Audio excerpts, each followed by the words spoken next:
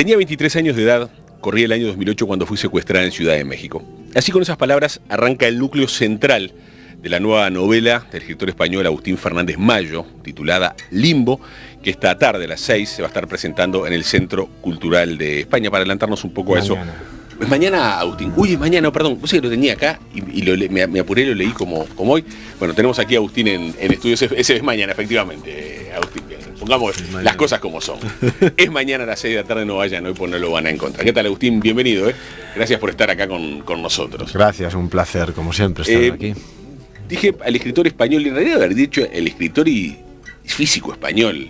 Bueno, sí, hombre, mi actividad profesional siempre ha sido la física y además he escrito, ¿no? Y que, bueno, soy conocido por escritor, entonces, bueno, está bien decir escritor, porque por físico no me conoce nadie, ¿no? Pero ¿y por qué por físico no te conocía nadie? Bueno, quiero decir que... Trabajos en la universidad... Sí, no, eso sí, pero bueno, que en realidad... Bueno, lo que ocurre es que, como tú sabes, en mis novelas he implementado muchas cosas de las ciencias, ¿no? Y ha sido de una manera, al decir de la crítica y del público, pues novedosa y original, y es una de las cosas por las que, bueno, se me ha reconocido, eso es verdad, ¿no? Bien. ¿Y qué área de física trabajabas, Agustín? Bueno, concretamente en el tratamiento del cáncer con material con radiactividad, por decirlo de algún modo, y con aceleradores de partículas. Entonces es el diseño, lo que se puede llamar en medicina se llama radioterapia. Claro. Que hay toda una dimensión de la radioterapia que se llama radiofísica, que lo hacemos los físicos. Bien. Y eso que tiene que ver con una aplicación muy concreta, Agustín, que tiene que ver con una aplicación muy concreta, que tiene que ver con la salud de las personas, una enfermedad que es muy dolorosa de llevar, muy cruel en muchos casos y demás. ¿No te dio como algo dejarlo hace 3 años para convertirte en escritor profesional? Bueno, no, porque es que en realidad yo llevaba 20 años trabajando de esto y al mismo tiempo mi literatura y mi entre comillas fama, que tampoco es fama, pero bueno, conocí mi exposición mediática y exposición a los viajes y a las publicaciones cada vez era más grande, y hay un momento en que no puedes compaginar dos cosas, ¿no? Solamente por esto, a mí mi profesión me gusta mucho, ¿no? Pero bueno, fue sencillamente esto. Además siempre puedo volver a ello cuando quiera, ¿no? Y Agustín, ¿y qué cosas te está dando la literatura que compensa todo lo que dejaste de la física? Si te lo digo, no sé.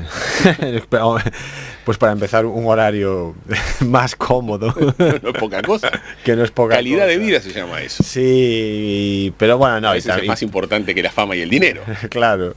No, pero sobre todo es porque... poder pensar todo el día en asuntos plenamente creativos, en desarrollar tu propia estética, tu propia poética, que al final es para lo que yo escribo. Esto me gusta siempre comentarlo, ¿no? Que yo escribo para mí, en el sentido de que yo creo que la forma más honesta de hacer un trabajo creativo es haciéndolo para uno mismo, para investigar su trayectoria, su poética, que si luego gusta, pues muy bien, y si no, pues qué se le va a hacer, ¿no? ¿Y el gusto del otro no es tentador? Para mí no, y que además que creo que es un error escribir para agradar a los demás. También es un error, ojo, escribir para desagradar a los demás. Eso es espantoso. Claro, no, pero hay escritores o escritoras que piensan en cómo, bueno, ahora a ver cómo voy a fastidiar a esto, y entonces porque eso me hará más, que existe una polémica que me vendrá bien, y por el contrario otros escritores o escritoras pues que hacen lo contrario, de querer agradar siempre.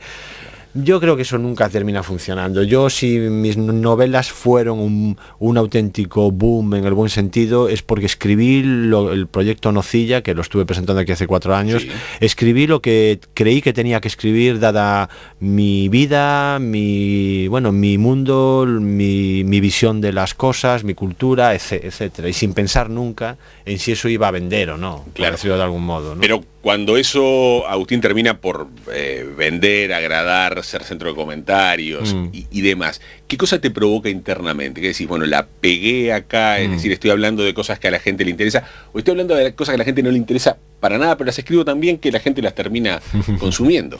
Pues quizás una mezcla de las dos cosas, ¿no? Un poco es que estás contento porque has hecho algo que contra todo pronóstico, porque ni tú mismo sabes por qué, pero contra todo pronóstico ha impactado en muchos miles de personas, que eso es ya para pensarlo dos veces. Y por otra parte, quieres, y así he hecho con Limbo, mantener tu independencia creativa, porque si tú te quedas anclado en tu éxito, eso te paraliza, te impide progresar, ¿no? Entonces es una mezcla en realidad de las dos cosas, ¿no? Bien, ¿nos metemos en Limbo? Claro. Yo decía en el arranque, hice una trampa porque en realidad les conté las primeras palabras de lo que es el segundo, lo que sería el segundo capítulo de Limbo, o el comienzo de su núcleo central, que cuenta por lo menos tres historias centrales. Una que tiene que ver con un secuestro que sometió una mujer en el DF, en México. Otro, el viaje de una pareja por los Estados Unidos, de la costa este a la costa oeste, de Nueva York a Los Ángeles, buscando una cosa quimérica, que es el sonido del fin. Y después el trabajo de dos músicos que se encierran en el norte de Francia, en un castillo, para armar algo así como su obra definitiva. Esas tres son como las historias, aunque hay una cuarta historia que es un disparador importante y que es como una lectura obligada y de repaso para entender hacia dónde va el resto, que es cuando contás la historia de Werner Heisenberg, sí. de un científico alemán. Sí. ¿Cómo te fueron apareciendo todas esas historias? Bueno, eso no lo sé, la verdad. Es que yo... ¿O cómo te apareció el libro en concepto de contarlo por esas historias? No, es que es muy largo. Yo como vengo de la poesía y sigo escribiendo poesía, y me considero más poeta que otra cosa, y de hecho creo que, y hago este paréntesis, creo que mis novelas no valdrían nada si no fuera por las metáforas y los hilos poéticos que las atraviesan. Digo esto porque cuando escribo las novelas como escribo un poema, sin saber a dónde voy, sin saber, nunca planifico lo que voy a escribir, como cuando escribes un poema, que no lo estructuras antes. Entonces, a mí me resulta muy difícil explicar o contar por qué, cómo he ido haciendo una novela o cómo se me ha ido apareciendo. Ahora que sí puedo contar cómo escribí lo primero que escribí. No fue el principio, sino fue una parte central, que es la de los músicos. ¿Y por qué? Porque fue en verano de 2011, estando en la ciudad de Guatemala, viajando por la promoción de alguna novela, y estando en el hotel, vi que en la mesilla de noche, o mesilla de luz, le llaman aquí, creo, ¿no? Sí. Del hotel, había un Nuevo Testamento. Que es algo una cosa muy común. Que es bastante común, y sobre todo, hombre, aquí a lo mejor menos, pero en Centroamérica y en Estados Unidos, es muy común. En Europa no es nada común. En Europa, si ves eso en un hotel, te vas, ¿no? Pero no porque tengas nada en contra de la religión, sino porque es tan impresiona, ¿no? Bueno, el caso es que me encuentro esto y empiezo a ojearlo, el Nuevo Testamento, que yo ya lo había ojeado muchas veces, ¿no? Pero me doy cuenta de algo que se me revela como una epifanía, algo así, que es que el Nuevo Testamento es un libro muy moderno en cuanto a estructura. Es un libro que lo abras por donde lo abras, tiene sentido, lo puedes leer como si fueran microcuentos, microrelatos. Relatos cortos. Relatos cortos, es un libro coral, es un libro hecho a muchas voces, es el remake de la vida de una persona. Entonces todo esto lo pongo luego en boca, allí ya en Guatemala, empiezo a escribir ese mismo día, lo pongo en boca de un músico que descubre eso. E incluso el músico llega a afirmar ya en el libro que los apóstoles se perfilan como una especie de internautas primitivos, dado que para él el Nuevo Testamento es como una literatura blog. Y el libro empieza ahí con esa historia, que luego se van cruzando otras historias de la secuestrada, que podemos hablar luego, y te contaré por qué yo quería hablar de este asunto. Bueno, y una historia final, ojo, en México de una convivencia de un músico y una mujer que no queda claro si está viva o está muerta, ¿no? Pero todas estas historias confluyen en algún punto, que también hay que dejarlo claro, no son historias fragmentadas que no tienen nada que ver, ¿no? Bien. Agustín, si alguien lo mira esto y lo compara, por ejemplo, con tu obra anterior conocida por acá, se va a encontrar que está como más centrado en personajes, ¿no? ¿Verdad? Contando desde ellos. Sí, bastante más. De hecho, es que todo el libro está armado, salvo una parte final, con cada personaje nos va contando su propia historia, ¿no? Hay una parte final que son muchas informaciones de periódico, o de diarios de todo el mundo, en las que yo planteo que en esas informaciones se toca tangencialmente algo de lo que nos han contado los personajes antes por su propia voz, pero los personajes no saben que están en esas informaciones. Ni siquiera el periodista que ha hecho esas informaciones sabe que tangencialmente alude a unas personas del otro lado del planeta, y es una parte importante del libro, porque lo que quería dar a entender ahí es que todos construimos nuestra identidad con nuestro discurso, el yo, ¿vale?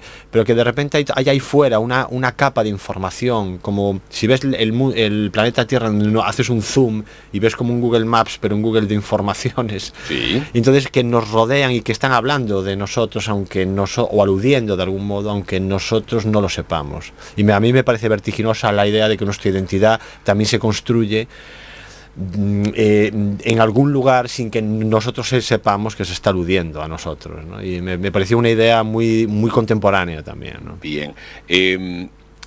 Entre otras cosas, además, eso sí tiene que ver con la historia del principio, con la de Heisenberg. Sí. Así que las historias están como centradas en desplazamientos, no en sí. principio y eso en principio y final. Sí, que al final no te respondía de por qué la presencia de Heisenberg ahí. Me empecé a liar con cosas, pues así escribo igualmente. Empiezo por un lado, pero luego ya me olvido y continúo. Bueno, no, lo de Heisenberg es porque efectivamente planteo cómo Heisenberg monta la mecánica cuántica a principios del siglo XX, y es tal cual lo cuento ahí. Él se va a una isla del Mar del Norte y allí en 15 días, en una especie de arrebato casi propio del romanticismo de otra época, construye él solo la mecánica cuántica, y él dice que nos dice ahí que para llegar a construirla tuvo que darse cuenta de que tenía que fijarse solo en los estados iniciales y finales de las cosas, no lo que hay en medio. Y yo lo que digo ahí es, vale, pero a mí lo que me interesa es precisamente ese medio que queda constituido como una especie de limbo. Ese tránsito, de ahí que todos los personajes que aparecen en el libro tienen una mirada extrañada respecto al mundo, un poco desenfocada, nos hacen ver el mundo desde lugares no muy habituales, pero ojo, como si estuviera un limbo, quiero decir, un tránsito hacia un lugar que no saben.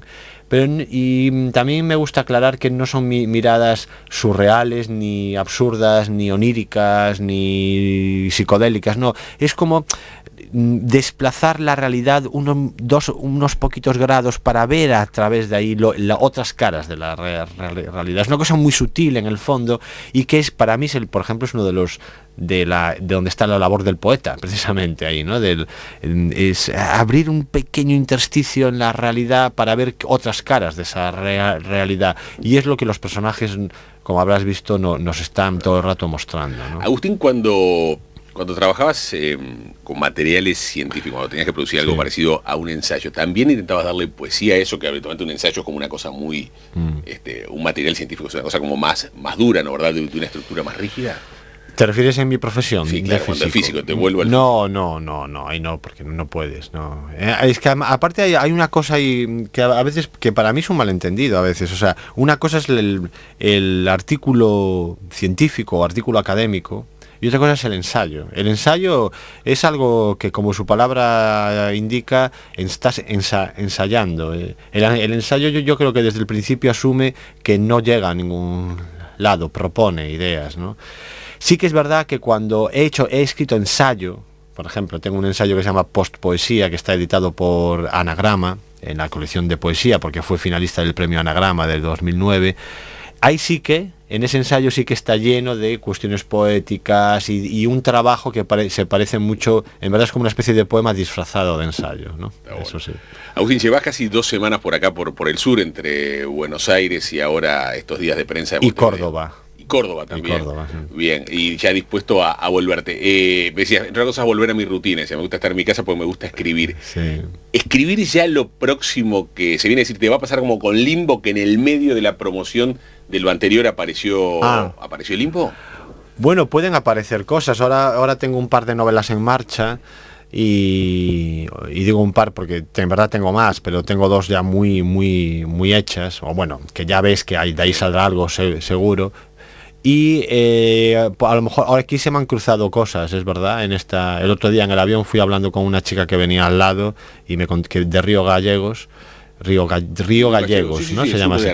Y me estuvo contando unas cosas que de repente vi que me abrían toda una vía muy interesante y muy poética también para una cosa que estaba escribiendo ahora, ¿no? O sea que nunca se sabe. Yo creo que hay que estar siempre, intentar estar en estado de gracia, por decirlo como alerta, ¿no? ¿Y cómo haces lo vas como retocando eso? ¿Lo vas toqueteando un poco esto, un poco aquello, Sí. y ves si en el momento todo Sí, cierra? eso es, en el momento todo cierra, me guío por intuiciones y muchas veces escribo cosas y publico cosas que tampoco llego a entender qué son, ni llego a saber si cierran, pero que creo que me excitan igualmente y porque dejan ese halo, digamos, poético. Entonces, sí, lo voy armando así un poco a mi manera, no sé. La novela que vino a presentar a Agustín Fernández Mayo a Montevideo se llama Limbo. Es mañana la presentación a las 6 de la tarde en el Centro Cultural de España. Agustín, gracias por haber compartido estos minutos. Muchas gracias y un placer como siempre estar en esta ciudad.